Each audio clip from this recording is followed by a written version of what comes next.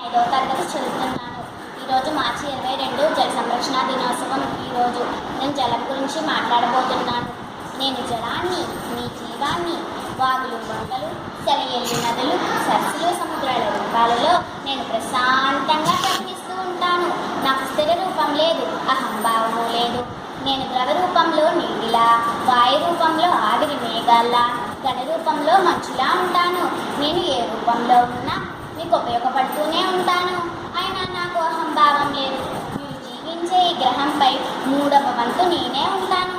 అంతెందుకు, మీ దేహంలో సైతం 60% నేనే ఉంటాను. ఈ భూమిపై జీవం మనుగడ సాగించాలంటే నేను అత్యంత కీలకమైన మూలకాన్ని. విచక్షణ లేకుండా నన్ను కొల్లగొట్టడం, ప్రకృతిని కొల్లగొట్టడం లాంటివి చేసి పర్యావరణానికి హాని కలిగిస్తే నేను ప్రతిఘటిస్తాను. ఇది నా అహంభావం కాదు, ఇది నా స్వభావం. ఈ సమాజ ఆలోచనలకి నేను ప్రతిబింబాన్ని. సమాజం నన్ను రక్షిస్తే నేను సమాజానికి ఆనందాన్ని పంచుతాను. సుజల సుఫల సస్యశ్యామల భావన వ్యాప్తికి నేను కృషి చేస్తాను. మీరు ఆలోచించకుండా పోతే నేను వర్ధనే ఉంచుతాను. మీరు అత్యాశకు పోతే నేను అంతరించిపోతాను.